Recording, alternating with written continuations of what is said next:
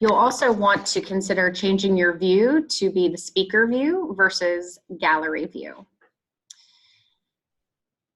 Leadership coaching really has evolved over the past several years, expanding both its breadth and depth of offerings.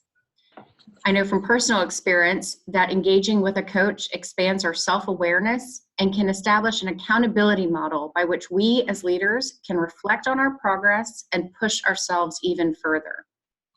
But finding the right coach can be kind of tricky. In fact, I recently had a client say, it's a little like finding a therapist. How do you know you've got the right one?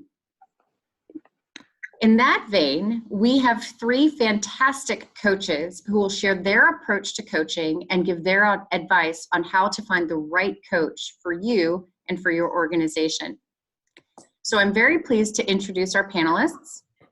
First, we have Rachel Latowski, Managing Director for Human Capital and Coaching Practice Lead here at Fahrenheit Advisors.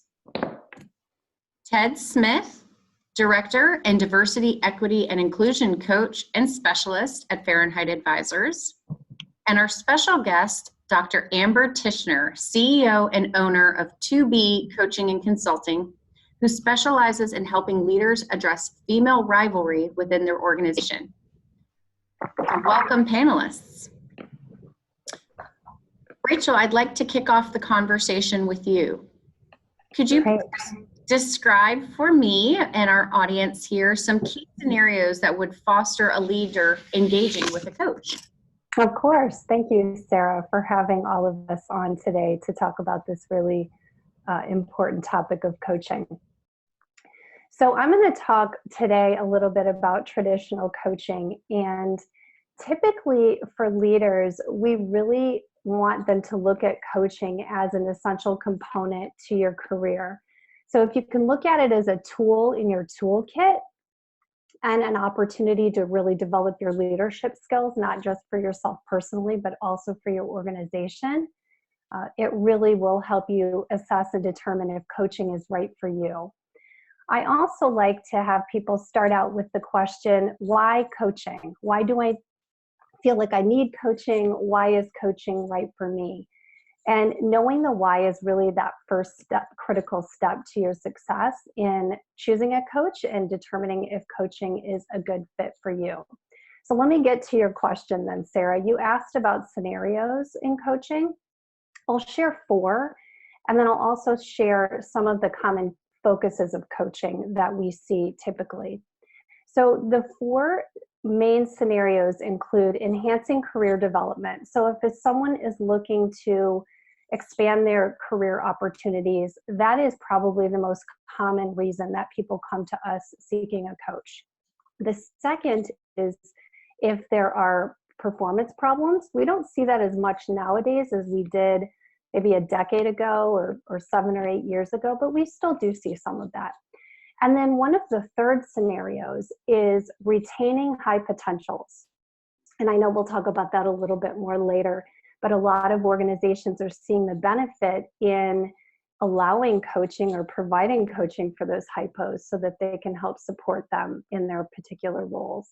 And then the last scenario is typically managing leadership transitions. So if you are within an organization and you're growing and developing to move into another position or role, we see a lot of coaching from that perspective as well. And then the last piece of information that I'd like to share with everyone is just some common reasons that people engage in coaching. A lot of times it's very soft skills based and soft skills focused. And so we see a lot of communication type skills that people want to work on, conflict management skills, relationship skills, just overall wanting to be a better leader and be more effective as a leader. Wonderful. So once someone has engaged you as a coach, Rachel, can you tell me, where do you start? How does the process typically kick off? Sure. So we typically do, when it comes to traditional coaching, we typically do a 6-month engagement. And there are many steps that we use in the process of determining if we're matching up the right coach with the client. But once we get started, We're typically using some psychometric assessments, some 360s to get that feedback. And that's usually how we do the kickoff, Sarah. Great, great, thank you for that. So Ted, I'd like to turn it over to you for a moment.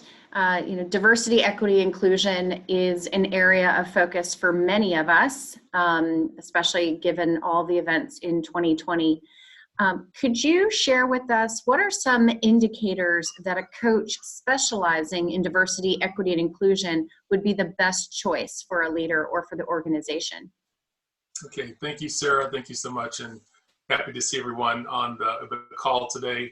One of the kind of two dynamics come into play there, individual coaching and then what I would call organizational or corporate culture, coaching, excuse me. Individuals, many times people of color, females, others who are diverse people within an organization, at times they don't always see the visibility or get the visibility as other folks in the organization.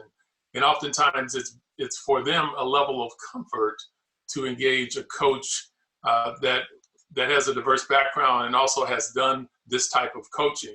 There are different nuances and different things that apply to people of color, as an example, that don't necessarily apply to everyone else.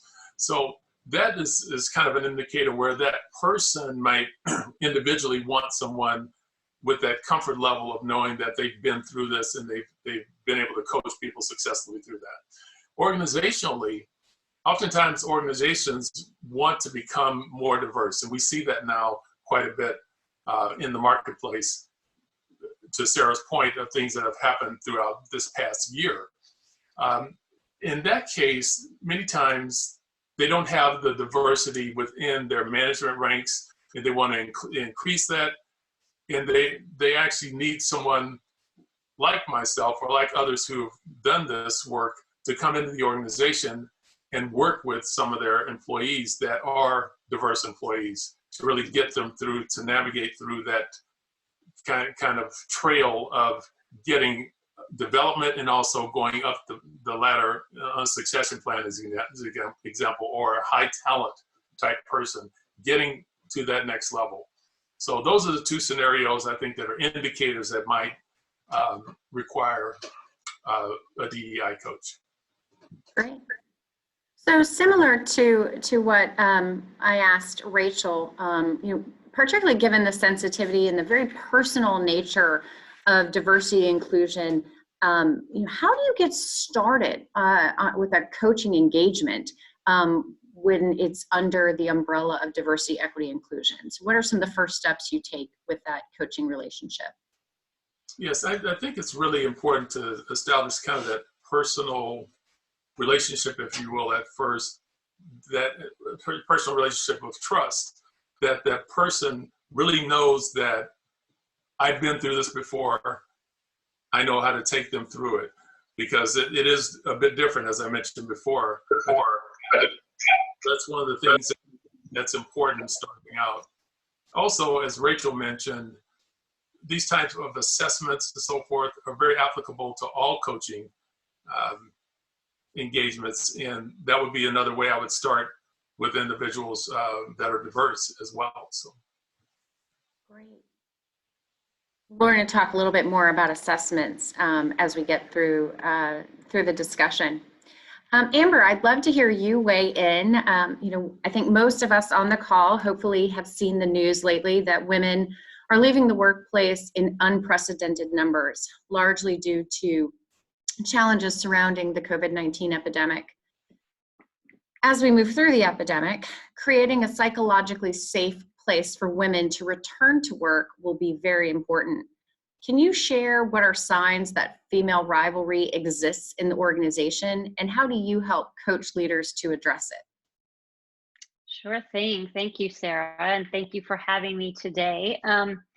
Before I dive into your question specifically, I just want to give my personal definition of what female rivalry is. So to me, female rivalry is one woman minimizing another woman so they both feel small, smaller than they really are. female rivalry hurts individuals, teams, and organizations, and some key internal drivers for this behavior are fear, low self-esteem, insecurity, jealousy, and the need for control. And one thing as leaders to really remember when this is occurring in your organization is that frequently when women are in the throes of it, they will not talk about it. They may not have the appropriate ability to voice it, or there may be some fear involved. So it's difficult to identify it from an outer perspective when it's occurring. But from a one-on-one, woman-to-woman rivalry, some signs that may showcase that it's occurring is someone who is undermining your work, intentionally creating conflict. If they are higher up than you in the organization, they may remove responsibility. They may promote instances of isolation or exclusion. They may use intimidation tactics there's again the fear factor.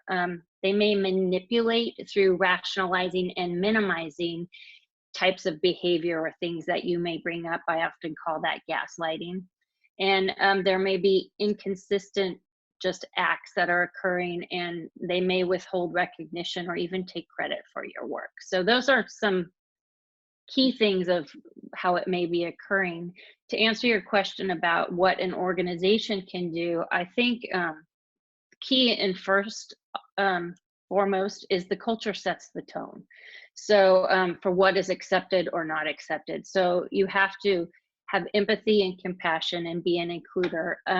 But key with that is transparent communication, so all voices can be heard. Establish an open door policy. Activate inclusion across the organization, and have outlets of support for people to really get to know each other as people, and not just another worker bee in the next seat over. And be proactive versus reactive. So that means clearly having ramifications in place for when the behavior occurs. You just don't tolerate that. And a part of that is to implement bystander training. So the onus is on everybody and not just the women at hand who may be experiencing it. Okay. A follow-up question. So as a leader, how do I tell if this is a situation where female rivalry exists, or it's just Sarah and this other person just don't get along? Well, it can start out as petty. So it could very well be that maybe Sarah and Amber don't get along, but if that escalates, it can escalate rather quickly. So I had a recent example not too long ago that a client shared with me, and she was a leader of two women, and one was a peer and one was a direct report. There was conflict between the two women that the leader could feel. And, this is now we're in COVID time, a remote atmosphere. So she could also see it in some of the emails or the instant messaging. There was a lot of bold use of font, red letters, capitalization, ways to showcase irritation. So it got to the point that it had escalated, and it truly was impacting the way in which both women were working and what their outcomes were. So she wanted it to be an open setting in which to address it and, have no judgment, but she got both of them together. She and I had talked about it. And one thing to note, neither of the women had addressed it with each other. They had each confided in the other woman, but not with each other. So this woman got them each together and just said, I've noticed this is what's going on. Can we talk about it? And can we move forward to get past whatever is going on? They ended up utilizing one of their corporate assessments that they had on hand, which was a StrengthsFinder assessment. And that they really... Yeah, my favorite too. And they really looked at where they each were coming from and what they could do for improving the communication and what maybe had been backfiring. And this totally helped to have them overcome the angst. And she let me know not long ago that their communication has greatly improved. So that's a win-win. Good. Great. Thank you so much. Rachel, coming back over to you, can you share your view on why organizations should view coaching as an investment? Definitely, Sarah. What I've seen in the past few years is that when organizations are actually taking coaching and using it as an acquisition, retention, and engagement strategy, or as a component of that, they definitely can see an ROI from that perspective. So you've got a couple of things. It's seen as a company's commitment to their leaders when they're providing coaching to the leaders within their organizations. And we also have some research that shows that the employees or the leaders actually potentially increase their productivity and their engagement, and their organizational success increases when they know that they do have coaching as an opportunity within a specific organization. I even know people who go through coaching when they're transitioning to other organizations, and they're actually looking for a company that provides coaching for their leaders. Like, that's one of the perks that they consider when they're looking at moving to another company. So I think that those are some key components to really think about when we're talking about ROI. And then, technically, when we talk about coaching, we do have, a series of measures that can help us to look at that return on investment from those individual coaching perspectives as well. But that's just kind of the overall thought. So also kind of a follow-up question to that, because we might have some individuals here at the webinar that are in smaller companies. And so I'd like, can you talk about what are some of the opportunities for coaching, that it's not just the provenance of huge, large corporations, but how could smaller organizations or even individuals reach out and obtain coaches? Absolutely. And the reality is that within Fahrenheit Advisors, and even in my career over the past 25 years, I've worked mostly with small companies or mid-level companies. And so coaching is for everyone. And so if you are a person who's maybe joining our webinar today that is an employee within a smaller company, or maybe a lower level mid-market company, or you're just interested in learning about coaching because you might want to hire a coach independently, we have a lot of those clients as well. I think it's important to really go back to my first statements when Sarah asked the first question about understanding why you want coaching or why you feel you need coaching. Are you looking to expand your leadership capabilities personally, or are you within a role within your company in which you need to improve or enhance some of those leadership skills? When you're in a small company, we know you wear many hats, right? Some of us are doing multiple jobs within those organizations. And so even if, we talk about leadership coaching, we have a lot of people who are at a manager level or who are being considered for management that participate in coaching engagements. And so coaching can truly be for everyone, as long as you know your why and what it is that you're looking to accomplish.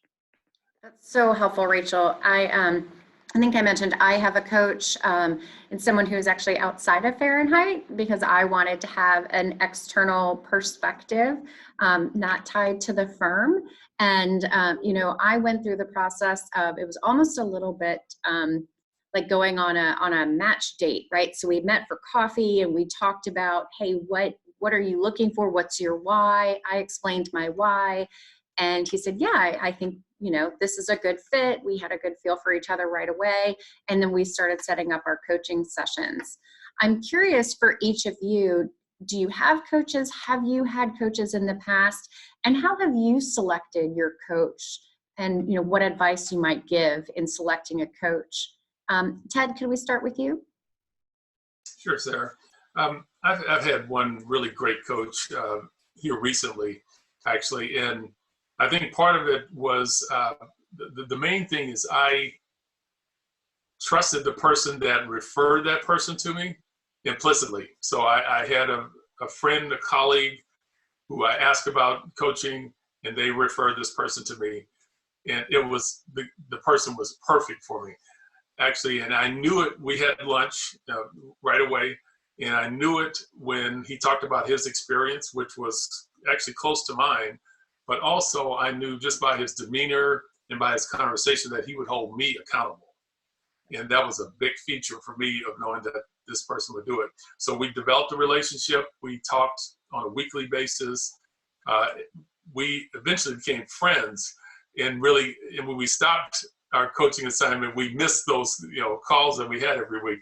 So the good thing is that, that relationship is still there. Actually, I can access it whenever I want to because we're friends and he's a great coach. So that's kind of the way I selected it, really going on the experience of someone else and the knowledge that they had about a particular coach.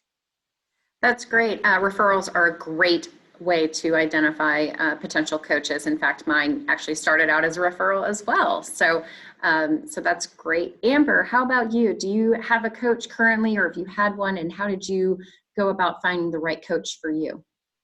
Yes, thank you, Sarah. I do currently have a coach. I've had a couple of them, and I'm so agreeing with all of your comments where you said it's like it's going through Match or something. You have to remember when you're going through the process, you're both interviewing each other to see if the chemistry is there, because chemistry is huge. And also, like Ted said, the gal who's my coach now, I love her, and we've become friends, and I meet with her frequently, but I've initially found my coaches through a woman's networking group that I'm in, that you can post and say, hey, this is what I'm looking for. And I got quite a few referrals, and then I just kind of vetted through that process. And then, like also Ted said, knowing your referral, and if you are speaking the same language is key, because that sets you up to know you're on the right path for success. Yeah, I love that, Amber. You're interviewing each other. That's exactly how I felt the first time I met with my coach. Even though I had a very good friend and former colleague who had referred him to me, it was very much, hey, let's see if this is a fit for both of us, if this makes sense. So yeah, that's a great point. Rachel, how about you? Have you had a coach, and how have you selected them? Yes, I have. I've had a few coaches in my career. Some of them were internal within organizations that I worked, and some were external. So Sarah, kudos to you for selecting someone external, because sometimes that is a good thing to do. And so, that's another topic that we could talk about maybe for another day, but determining whether you use someone internally or externally, there are good reasons and pros and cons to both. So when it comes to being a coach selector, I'm pretty picky. I'm a pretty picky coach selector, probably because I've been doing this for so long. But similar to some of what Ted shared and what Amber shared, I do have, a certain system or process that I use, and it's very similar to what we use internally with the coaches within Fahrenheit. But I'll stick to just five things that I'll mention. So the first one is background experience and specific focus area. So both of them mention that. Very, very important. The fact that I remember that I'm interviewing them as much as they're interviewing us, because there has to be that good fit. They have to feel like they can help you, and they feel a connection, and you have to feel that as well. And that's number two, sense of connection.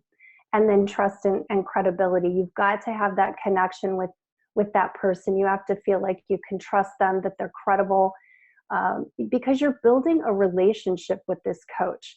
If you're not building a relationship, you're probably not going to have that relationship you need to potentially succeed as much as you could. And then number three, comfort with their process.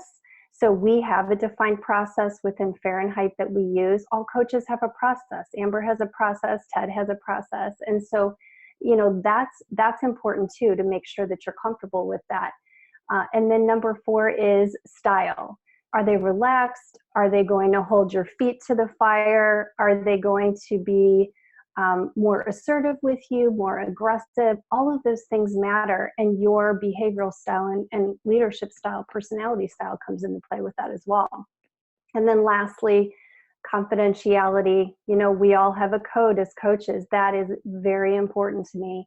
And speaking to references, I always ask to speak to references. And in fact, when I'm managing our coaches here at Fahrenheit, I'm always offering references to our potential coachees as well when they're looking to select a coach.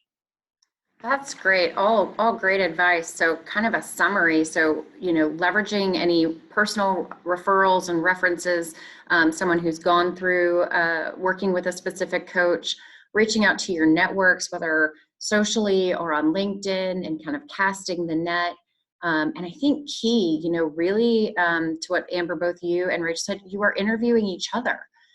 This, for coaching to be effective, it really does require on the coachee's part some self-awareness of what do you need to be successful? What's your why? What are you hoping to get out of it? I think a good coach in that first introductory interview, is this going to work meeting, my speed date reference earlier, is this the right fit for both of us? I would probably have warning flags if your potential coach didn't approach your first meeting that way. And to your point, Rachel, looking at some profiles of available coaches, what's their background? What have they done? What do they really focus in?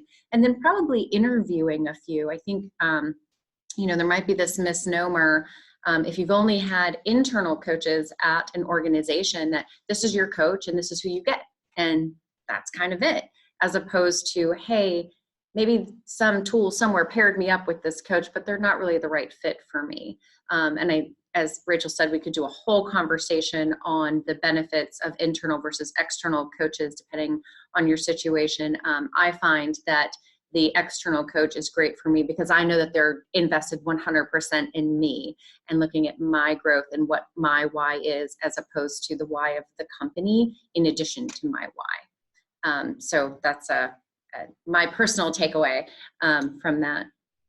So a number of you mentioned assessments when we first kicked off the conversation. So I'm curious if you have some favorite tools that you use as part of assessment or getting feedback in your typical coaching process. Capitalize on what Rachel said. Knowing your coach's process is important to know if they're a right fit for you.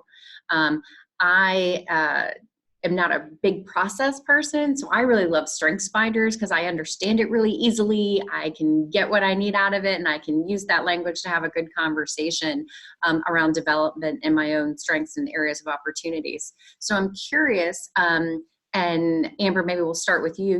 What are some of the assessment tools that you use, and do you have preferences, or what makes the most sense for the type of coaching that you do? Thank you, Sarah. And you brought up StrengthsFinders, which I had already mentioned. That is truly one of my favorites. I think it just gives insight to the type of people you're dealing with. I'm also not a big process person, so I don't have a ton of other assessment tools that I use. I have my own just because it's specific to female rivalry, and so it's more of an assessment if I'm doing one-on-one coaching, or flipping the hat if I do any type of consulting, what that would look like to help the organization through that behavior specifically. So my answer is kind of short, but no problem. I'm going to kick over to Rachel because she is a very process person. She brings that great strength to this panel discussion. So Rachel, what are some of the tools and assessments that you use in your coaching? Well, I too love StrengthsFinders, ladies. Absolutely excellent assessment. Some of my favorites. So I am partial to an assessment that is provided by TTI International. It's Trimetrics. And when we're doing the type of coaching that I typically do, it's looking at 4 components of someone. It's looking at their behavioral style, their leadership style, what drives them, so their driving forces. It looks at competencies. It looks at their business acumen, so how they view the world internally and externally. I use EQ assessments. It just depends on the coaching engagement, and initially those coaching interviews, kind of determining what it is that this person is focused on and what we might need to suss out, as I like to say. It depends on what type of assessment we might use. Ted, any other assessment tools or feedback techniques that you use as part of coaching that you prefer? Rachel and Amber kind of covered some that I like as well, particularly Strength Finders, because the thing about Strength Finders is a very positive kind of assessment. So the person, gets the assessment, but they still can see the very positive things that they're already doing and leverage those strengths. So I like that from a positive standpoint. And the TTI is very good as well. I really like that one. Another one that I've used in the past, and this is probably more for a corporate setting, is a company called PDI, and they do 360 assessments. So sometimes it's important to kind of get that 360, particularly if there's a performance challenge or a leadership challenge or things of that nature. You can kind of do a 360 and get that feedback, and then coach the person based on that 360. Yeah, I'm a big fan of 360 feedback. Having been a consultant most of my career, feedback, I used to joke that I'm a feedback junkie because I'm so used to getting it constantly, right? From your project manager, from your client. Projects change every couple months. So there's no annual, the annual review is happening all the time, which was great from a development perspective. And I too, I actually have a large briefcase that has all of my assessments over the years, which is an interesting development and reflection exercise. And to your point, there are some tools like StrengthsFinder that are very inexpensive and very easily accessible to individuals as well as larger organizations. And then there's some of the more sophisticated tools.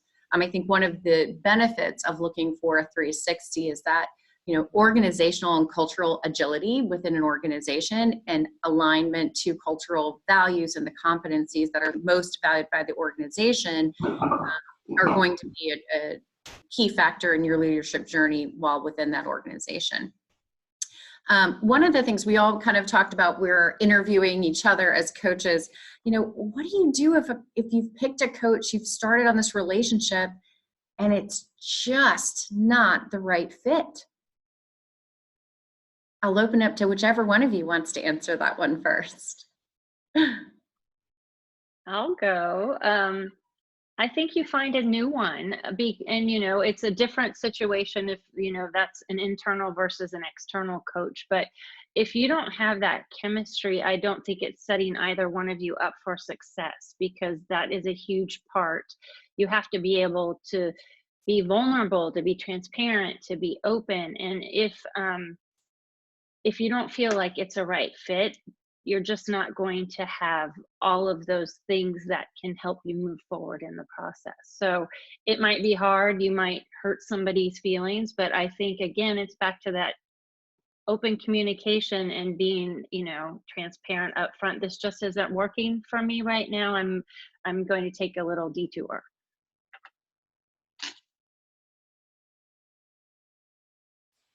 And I guess I would add to that to say that change needs to happen sooner rather than later, right? You get to the point, you let it linger on, and then it's sometimes irrevocable, or the person goes through and not get the benefit out of the coaching. So yeah, as a client, it would behoove that person to do that sooner rather than later. And then I'll just jump in because I'm the process junkie in the group here. Going back to your initial selection process, my recommendation is to always interview 2 to 3 coaches. And if you can get a referral on a coach, that's wonderful, but still talk to 2 or 3. Make sure that you go through those 5 steps that I shared earlier, so that you can, get the sense that they are the right fit for you. Make sure that you've established, expectations on the front end. And ultimately, if it doesn't work out, then I absolutely agree with Amber and Ted. You need to have that conversation about, this isn't working for me. Perhaps we can do something different, or we need to just cut ties and I need to find someone else to work with and support me. So I think, one of we touched on it earlier, specific to, creating a psychologically safe place within the workplace for women to return to work. One of the opportunities with coaching is to work with leaders to help really create a truly inclusive workplace. workplace. And so I'd like to ask each of you, how do you see that role? When you're coaching a leader in an organization, maybe what are some of the tips and tricks you've given them over the years to help create, a truly inclusive workforce? And Rachel, maybe we'll start with you, then we'll head over to Ted. I think one of the things that I would share with a coaching client is, particularly if within an organization, whether it be a small or mid-size or large company, is to include people in their coaching process, whether that be through a 360, which we're very strong proponents of, or even just including their current manager on some of those front end, midpoints, and end conversations that they're having. I think that that's a really key factor to inclusiveness. And also, again, another subject for another day, but, how do we create that culture within our companies where we see coaching as a positive thing and not as, a decade ago, if someone were being coached, we'd hear, oh, so-and-so is being coached. I wonder what they did wrong. Creating that culture where coaching is a very positive thing can also be a part of that inclusivity. Ted, how about from your experience, how do we help leaders, or how do you coach leaders to really create an inclusive workplace? Rachel said some very great things about that. I think, first of all, in a company, it really depends on the values that the company has. And most companies, vast majority of them are going to say we value an inclusive workforce. So it's not something that's going to be unusual in some places. However, the application of that doesn't always come out right. So the biggest part is to get that person to believe that they're not alone in that organization themselves, and that they need help too. And so in that regard, bringing in other people around them helps them, but they also have to know that there are others out there who need to be included in the process. The part about inclusion is that it has to be that everyone gets a voice. And in many organizations, that's not the case. So coaching people on saying that everyone gets a voice, that person on your team who is always quiet and doesn't open their mouth as much might be the smartest person there and might have the best ideas at the end of the day. So getting that, including everybody on your team, including everybody into the company as you hire people in, is really the way to go in terms of developing an inclusive workforce. Right. Amber, I'm sure you've got some tips and tricks specific to your work with female rivalry on the role of the leader to help really create that, psychologically safe and really inclusive opportunity for, as Ted mentioned, that really quiet person in the room. Like, how do we create space to get out, their great ideas so we hear them? Well, Sarah, it's not that much different from what Rachel and Ted just said, but I think, as I previously mentioned, the culture sets the tone of the organization, and leaders play a big part in that. So transparent communication and open door policy, I think, as both Rachel and Ted said, it's including associates or peers at all levels, and so they have a voice, but also it's making sure their voice is heard and they realize it's being heard. So the leader is setting the tone, and people will be looking, are they walking the walk and talking the talk? And so it helps to instill that this is a positive act, that, if it's internal coaching, it's not being thrown at you, that it's for the betterment of everybody in the company as a whole. And you can definitely do this just by being including everybody. So I have one more question, and then we'll see if we've got any more from the audience. We talked about, hey, if it's not a fit, how do you end the relationship? We've talked about the importance of knowing your why when embarking on a coaching engagement.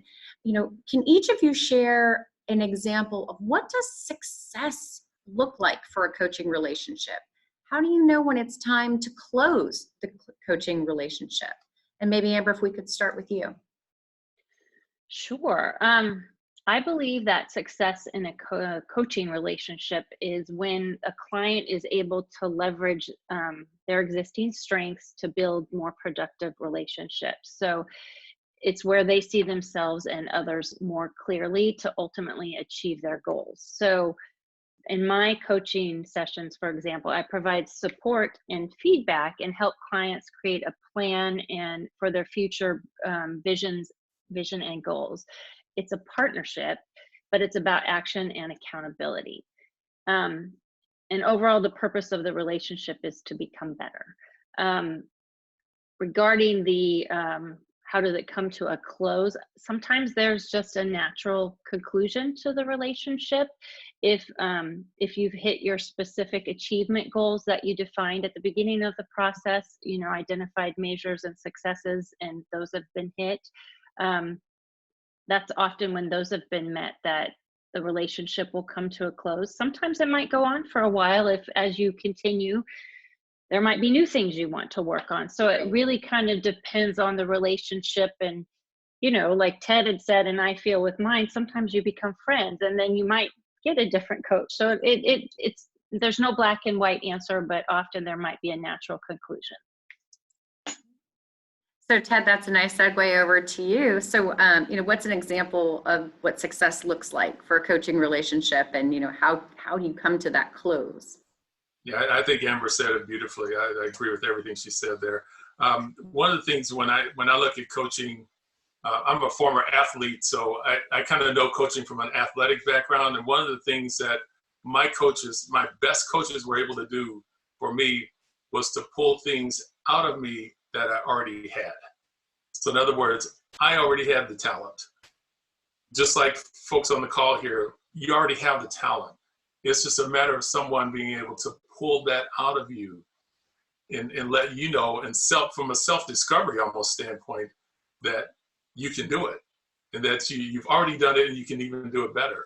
So giving people those kinds of skills and really kind of coaching them to the point of self-discovery, I think, is when it's very successful, because then the person can go off on their own and be that person that they should be without the coach. So that's the important thing, because that has to happen. That transition has to happen, and the person has to go away with some things. I think part of coaching too is that's successful is the coach has to give you what I would call nuggets. There are little nuggets of things that are important. You only need one or two. You don't need 10,000, but a couple of things that really trigger that kind of internal response in you to get better is what you really need. So I see that as being successful. And Rachel? They took all the good answers, Sarah. So the way that I see it is very similar to Amber and Ted. You know, when you're within a engagement, there are two big factors. There's that self-awareness, and then there's the changing habits piece, right? So ultimately what we're trying to do in coaching is we're trying to be more self-aware of our own skill sets and potentially challenges. And then also, what are the habits that we want to change, or what are the habits that we want to enhance or improve? And so, you know, when we have coaching, typically we're doing a 6-month engagement, right? But sometimes at the end of that engagement, those habits have been changed and they're seeing huge success, and they want to continue by selecting new goals and improving new habits. So sometimes it is just the 6 months, sometimes it's a little bit longer. It just depends. And so success for the coachee is seen through setting those goals on the front end and ultimately achieving those goals in some way, shape, or form on the back end. Wonderful. Thank you guys so much. So I don't think we've gotten any questions yet through the chat, but I'll give everyone a moment if they've got any for our panel. I have loved this conversation and hope everyone on the webinar has as well, you know, and have taken away, you know, some of the evolution of coaching from traditional leadership coaching to working with leaders at all levels on specific skill sets, or being a more inclusive leader, working on identifying and addressing any female rivalry challenges that they're seeing within their organization. That they really can, coaching runs the gamut. It is something that is defined by the coachee and the coach, where they're going to focus. And we talked about some of the great ways of identifying a coach, whether through referrals, through your network, social and professional, checking references, and always making sure to look at it as a mutual beneficial relationship. So it's something where you're interviewing each other. It looks like we might have a question coming in on the phone or not. Okay. Well, with that, I want to thank our panelists so much for sharing their time and their expertise today. Thank you to all of our participants, our attendees. We hope you enjoyed the conversation. We'll follow up with an email. This session was recorded and it will be hosted off of our website at FahrenheitAdvisors.com, so be on the lookout for that. Please, there will be just a very short survey that will come to your email as we end the session today to provide feedback on today's session, and also request for input into future sessions. So thank you in advance for answering that and providing us some information. And again, Amber, Ted, Rachel, thank you so much for being here and for sharing your expertise in coaching. And I hope everyone has a wonderful day. Thank you. Thank you, Sarah. Our pleasure.